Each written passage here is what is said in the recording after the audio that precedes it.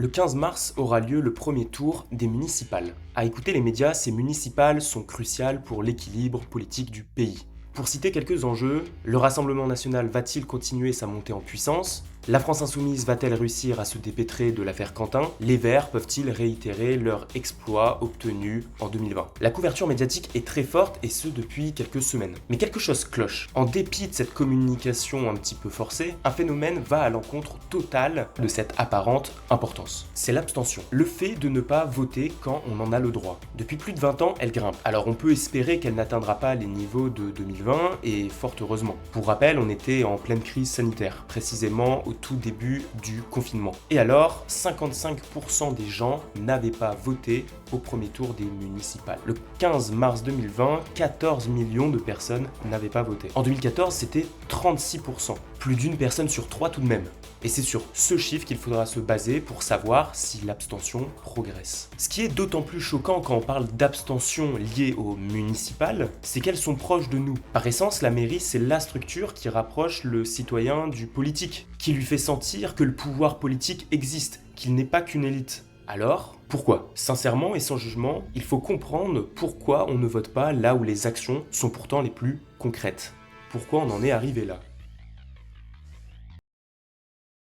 La structure même d'une élection municipale est faite pour permettre aux élus de mener un mandat le plus efficace. Par exemple, si une liste remporte l'élection, elle touche une prime majoritaire, soit plus de 50% des sièges. Et ça, c'est important à comprendre, car pour faire passer un projet en mairie, il faut la majorité qu'obtient la liste lors des élections, ce qui est donc un gros avantage. Si on en voit clairement l'efficacité, la représentativité est en revanche plus faible. Un autre exemple, c'est le mandat. Il dure 6 ans et il est renouvelable sans limite pour un maire tant qu'il remporte les élections suivantes. Il s'agit donc avant tout de faciliter les actions d'un maire. Le premier problème quand on s'intéresse vraiment à une mairie, c'est son champ d'action. Oui, une mairie a cette force d'influer sur notre quotidien. Mais là où c'est délicat, c'est que cette influence peut difficilement susciter de l'émotion, être forte symboliquement. Je m'explique, regardons ce qu'une mairie fait. Une mairie a certaines fonctions bien définies, les plus grosses étant l'urbanisme, la gestion des écoles primaires et maternelles et les subventions aux associations et commerces locaux. Ce sont des sujets de gestion auxquels on s'identifie moins, sur lesquels on a moins d'attentes alors que c'est pourtant là que ça se joue.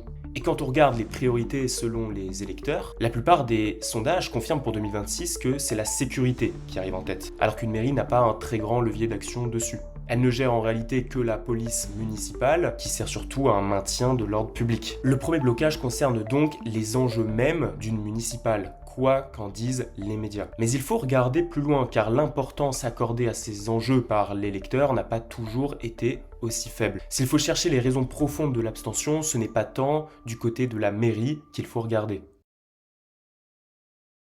C'est tout un rapport à la politique qui s'est modifié chez les lecteurs pour plusieurs raisons. La première, c'est la nationalisation politique. Vous ne le savez peut-être pas, mais les partis les plus implantés localement sont le Parti socialiste et les Républicains, que ce soit à partir de listes complètes ou de regroupements avec d'autres partis. C'est assez surprenant et ça traduit quelque chose d'essentiel. Une scission entre les partis politiques en France. En gros, les partis se divisent en deux catégories. Les partis concentrant leurs efforts sur la réussite au présidentiel, le RN, LFI ou Renaissance par exemple, et les partis plus traditionnels. Et ce sont les premiers qui bénéficient d'une médiatisation intensive. Que ce soit sur les réseaux sociaux, dans les matinales ou les chaînes d'infos en continu, c'est avant tout eux qui couvrent l'espace médiatique, même quand leur implantation locale est faible. Dès lors, ces partis ont tendance à nationaliser les enjeux systématiquement pour tirer avantage de ces élections. Reprenons l'affaire Quentin. L'élection est désormais racontée à travers le prisme national d'un conflit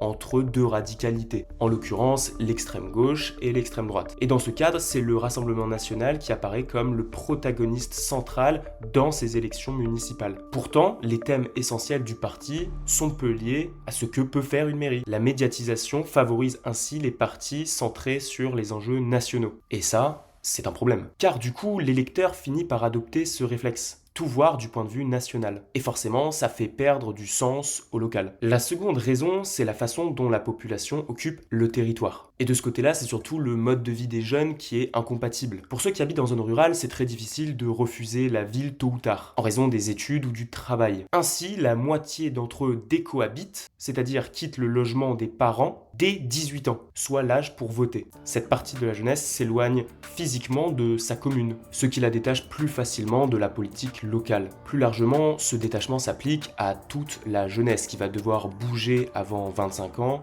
souvent plusieurs fois. Revenons sur les communes rurales, qui représentent quand même 30 000 communes, ce qui n'est pas négligeable quand on s'intéresse aux municipales. Le problème quand la jeunesse part, c'est la dynamique d'un village. La population vieillit alors, l'activité décline, et le seul projet envisageable, c'est plus le maintien des services publics qu'un véritable développement du village. Ce n'est pas très réjouissant en tant que citoyen, ça crée un sentiment de déclin inévitable.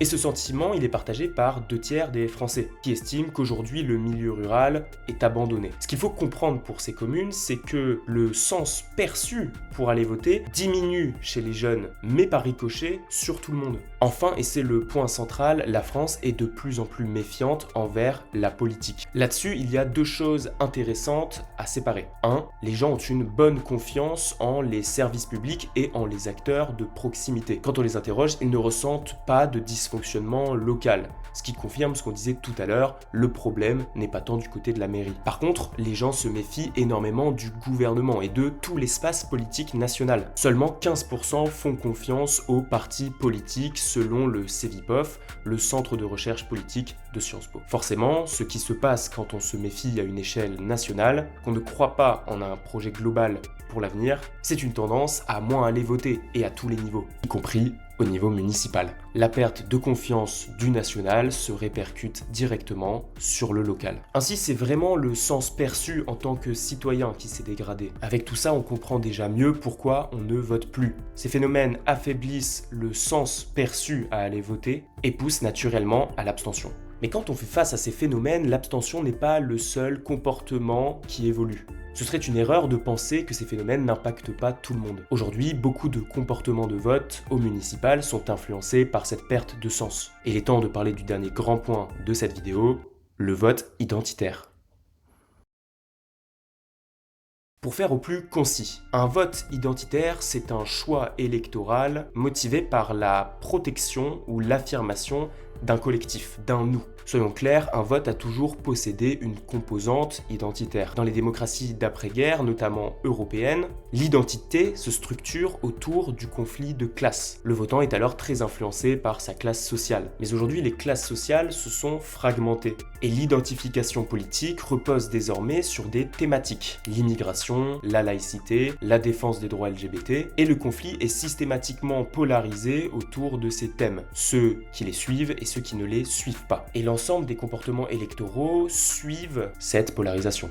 Les votes ont perdu beaucoup de sens fonctionnel, mais ont pris une dimension identitaire plus importante, alimentant l'abstention d'un côté, mais aussi une forme de radicalisation des votes. En gros, quand voter ne semble plus avoir beaucoup de sens, alors les conflits identitaires prennent le dessus. On peut alors choisir de s'inscrire dans ce conflit, de lâcher prise, ou de changer de manière de s'engager en politique. Et en cela, il est important de reconsidérer l'abstention, qui est très mal vue en France. Vis-à-vis de l'évolution politique, elle est un comportement logique, voire même une nouvelle forme d'engagement, qui permet de responsabiliser le premier responsable, le politicien. En résumé, l'éloignement du local, la perte de sens et la montée des identités transforment le vote au municipal. Certains choisissent de s'abstenir, d'autres de voter selon des logiques de plus en plus identitaires. Comprendre ces dynamiques permet de voir que l'abstention n'est pas qu'un désintérêt, c'est un signal politique. Un signal montrant notamment qu'il faut repenser notre démocratie.